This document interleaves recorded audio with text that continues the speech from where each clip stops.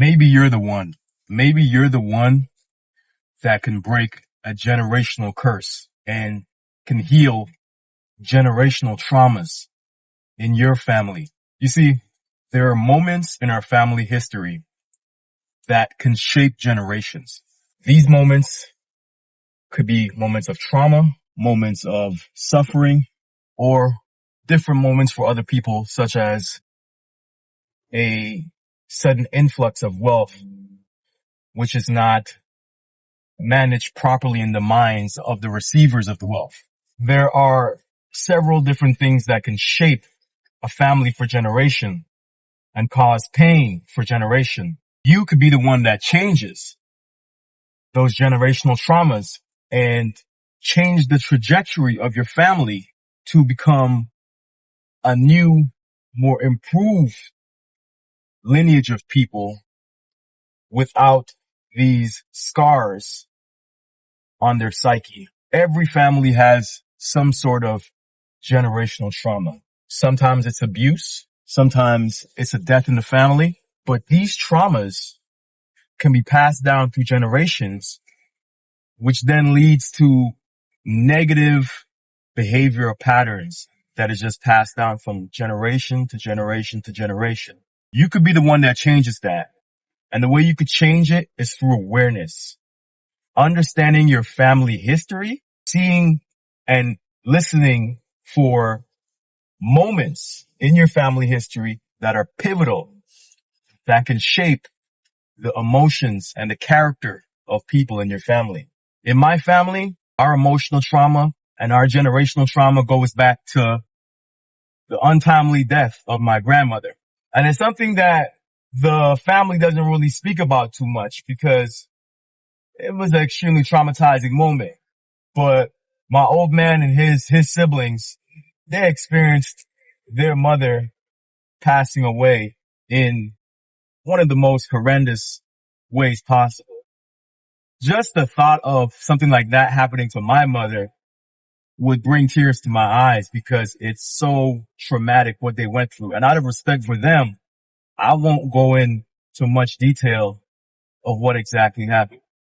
But I've seen the psychological effects on my family members from my grandfather to my aunts and uncles. I've seen what it's done to them because I've taken the time to analyze it.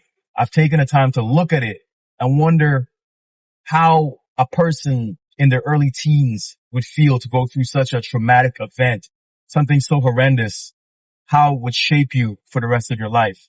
But there's also lack of awareness. There's this thing in the Black community specifically where mental health is not really addressed. Even I was ignorant about it for a while, where I didn't believe mental health applied to us. That was a white people thing. That was my level of ignorance back then. And up until recently, it's only now through the new generations, younger millennials and Gen Z, that we start to realize that yes, this is not something that you're racially exempt from. It happens to everybody.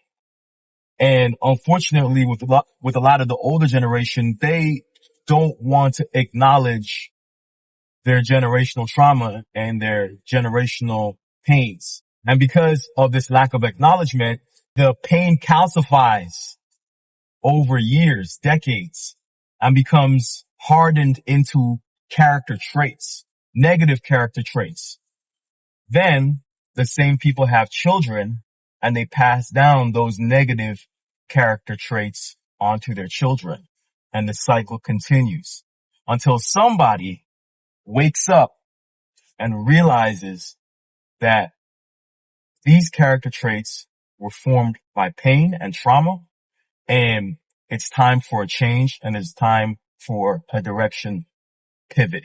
In my family, I don't know how many people take the time to think about this stuff, so it just might be me, but I've identified the major moment in my family's history that has changed the mindset and trajectory of a lot of my relatives. And When I was younger, I used to look at it and be upset with them because I just looked at them as broken people. But once I found out the cause, why they were like that, then my resentment turned into empathy. And I realized that these are people that experience something as children that it's almost impossible to recover from without some help and somebody to talk to. My resentment disappeared and now it's understanding. And I think I'll take the responsibility, at least for my family. I can't do anything for the rest of my relatives, but for my family to change some of those patterns. One of the things I decided I'm doing, I'm not going to hit my son. That was something that was passed down through generations, and some people might have different opinions on this, but I know how it made me feel. And I think there's more effective ways to communicate to my son. Is it more difficult? Absolutely. Because I could easily put him in check by just slapping him on the butt. But just because it's easy doesn't mean it's the best option. And I want to make sure that I don't pass down any resentment or negativity. When my son grows up and he looks at me, he doesn't think that I was doing things just because, right?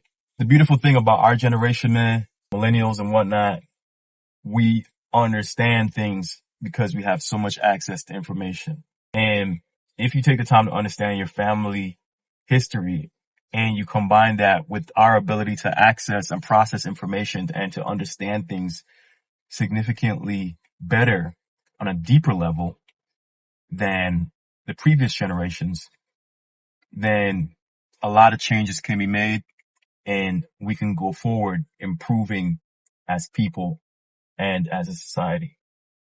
Are you that one? Are you going to be the one in your family that recognizes and ends generational trauma? I hope so. Thank you for watching. I'll catch you in the next one. Peace.